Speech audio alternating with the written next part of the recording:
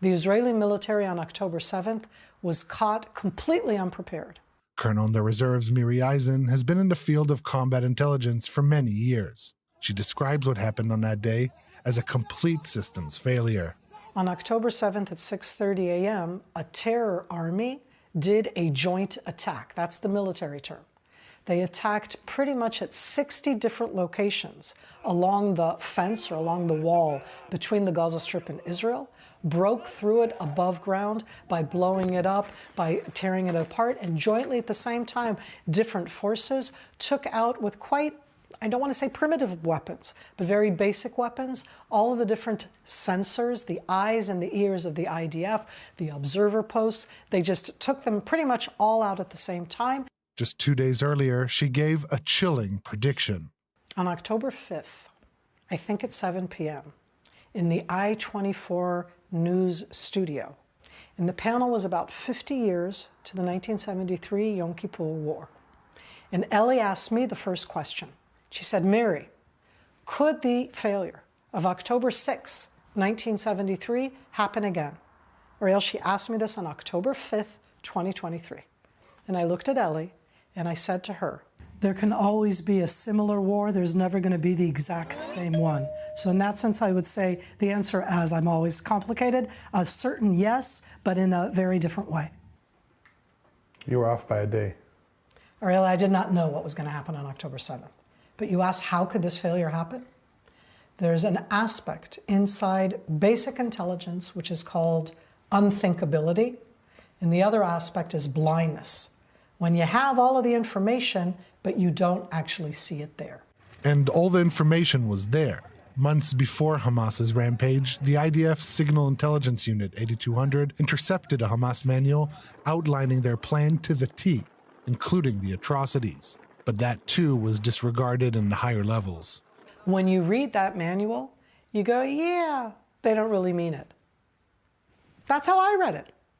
Meaning you look at something and you say, that's in their dreams. They don't really mean it. I could not think that they would plan atrocities. The terror plans of Hamas were known and discounted. That's the worst part.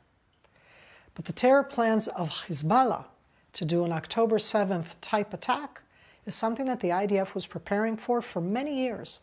That's part of the equation of the failure.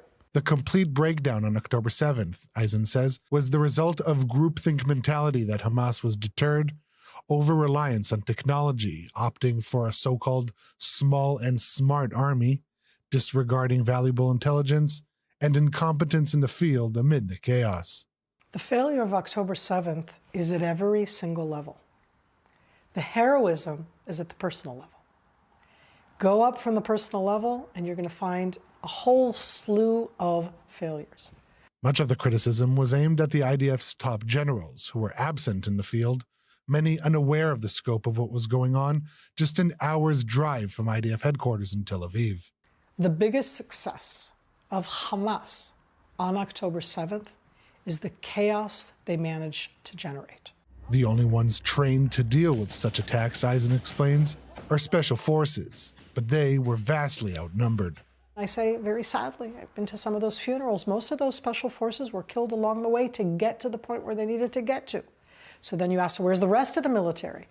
And there was no blueprint for the rest of the military on what you do when terrorists take over and stay inside a location.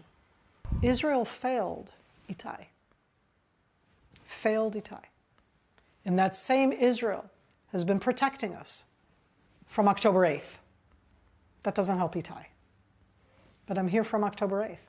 And so in your hat as both an Israeli citizen, but also an intelligence colonel, what gives you hope that the IDF won't witness another complete system failure in the next decades to come?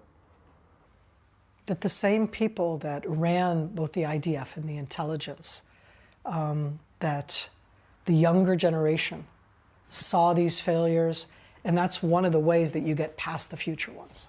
The failure absolutely was a failure, But that doesn't show the IDF as the IDF. It doesn't show the strength of Israel. It's the same Israelis who are now fighting. It's the same Israelis who are up in the northern arena, and it's the same Israelis that we're going to rebuild this country. Right now, it is about defeating the military terror capabilities and then rebuilding our strength in ourselves. And we have those capabilities, and we will build them.